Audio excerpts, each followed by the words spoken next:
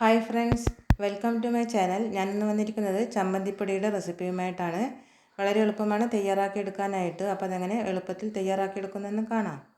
ആദ്യം ചമ്മന്തിപ്പൊടി തയ്യാറാക്കാൻ വേണ്ടി 2 തേങ്ങ ചിരകിയെടുത്ത് വെച്ചിട്ടുണ്ട്. തേങ്ങ ചിരകിയെടുക്കുന്ന സമയത്ത് എല്ലാം തന്നെ ഒരേപോലെ ചിരകിയെടുക്കാൻ നോക്കുക. വലുതും ചെറുതുമായിരുന്നാൽ വറുത്തെടുക്കുന്ന സമയത്ത് ഒരേപോലെ വെന്ത് കിട്ടില്ല. അല്ലെങ്കിൽ പിന്നെ ചിരകിയെടുത്തതിന് ശേഷം മിക്സി ജാറിലിട്ട് 1-2 പ്രാവശ്യം ജസ്റ്റ് ഒന്ന് കറക്കിയെടുത്താലും മതി. ഇങ്ങനെയാകുമ്പോൾ പെട്ടെന്ന് തന്നെ നമുക്ക് ഒരേപോലെ വറുത്തെടുക്കാൻ പറ്റും. ആദ്യം ഫുൾ ഫ്ലെയിമിലിട്ട് 2 മിനിറ്റെങ്കിലും നമുക്കത് വറുത്തെടുക്കണം. തേങ്ങയിലുള്ള വെള്ളം വറ്റുന്നത് വരെ വറുത്തെടുക്കാം. അതിനുശേഷം നമുക്കിതിലേക്ക് കുറച്ച് ഇൻഗ്രീഡിയൻസ് ചേർത്ത് കൊടുക്കാനുണ്ട്.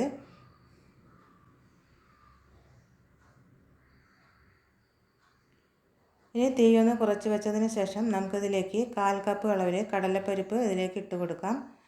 കടലപ്പരിപ്പ് നല്ലതുപോലെ കഴുകിയെടുത്തതിന് ശേഷം ഉണക്കി വെച്ചു. അതിനുശേഷമാണ് ഇതിലേക്ക് ഇട്ട് കൊടുത്തിരിക്കുന്നത്. കടലപ്പരിപ്പ് നന്നായി ചൂടായി കിട്ടാൻ വേണ്ടി നമുക്ക് കുറച്ച് നേരം ഇത് ഇളക്കി കൊടുക്കാം. ഇനി നമുക്കിതിലേക്ക് പുളി ചേർത്ത് കൊടുക്കണം. അതിനുവേണ്ടി ഒരു നെല്ലിക്ക വലിപ്പത്തിലുള്ള പുളിയാണ് ഞാൻ ഇതിലേക്ക് ഇട്ട് കൊടുക്കുന്നത്.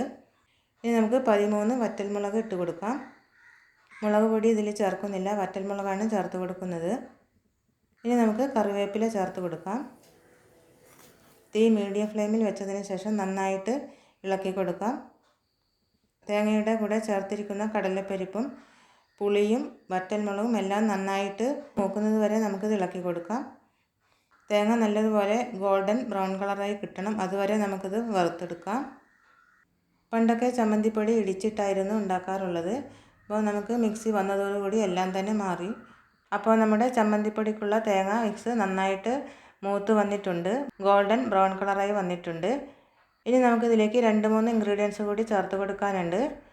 ആദ്യം നമുക്ക് 1 ടീസ്പൂൺ മല്ലിപ്പൊടി ചേർത്ത് കൊടുക്കാം. അതിനുശേഷം ഇതിലേക്ക് ആവശ്യമുള്ള ഉപ്പ് ചേർത്ത് കൊടുക്കാം. 1 ടീസ്പൂൺ ഉപ്പാണ് ഞാൻ ഇതിലേക്ക് ചേർത്ത് കൊടുക്കുന്നത്. 1/2 ടീസ്പൂൺ കായപ്പൊടി ചേർത്ത് കൊടുക്കാം. അതിനുശേഷം നന്നായിട്ട് ഇളക്കി കൊടുക്കാം. ഇതിൽ ചേർത്തിരിക്കുന്ന കായവും മല്ലിപ്പൊടിയും നന്നായിട്ട് മൂത്ത് വരുന്നത് വരെ നമുക്കിത് ഇളക്കി കൊടുക്കാം. അപ്പോൾ തേങ്ങ നന്നായിട്ട് ബ്രൗൺ കളറായി വന്നിട്ടുണ്ട്. ഇനി നമുക്ക് സ്റ്റൗ ഓഫ് ചെയ്യാം. അതിനുശേഷം നമുക്ക് വേറെ ഒരു പാത്രത്തിലേക്ക് ഇട്ട് കൊടുക്കേണ്ടതുണ്ട്. ഈ പാത്രത്തിൽ തന്നെ ഇരുന്നാൽ പെട്ടെന്ന് തന്നെ തേങ്ങ കരിഞ്ഞു പോകാനുള്ള സാധ്യതയുണ്ട്. തേങ്ങയുടെ കളർ തന്നെ മാറിപ്പോവും. അതുകൊണ്ട് പെട്ടെന്ന് തന്നെ വേറെ ഒരു പാത്രത്തിലേക്ക് മാറ്റി കൊടുക്കണം.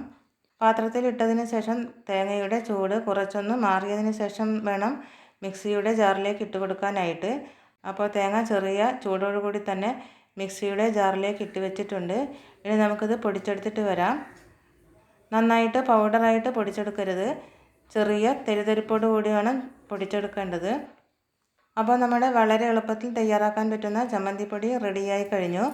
ഈ ചമ്മന്തിപ്പൊടി ചോറിൻ്റെ കൂടെയും ഇഡ്ഡലിയുടെ കൂടെയും ദോശയുടെ കൂടെയും കൂട്ടി കഴിക്കാനായിട്ട് നല്ല ടേസ്റ്റാണ്.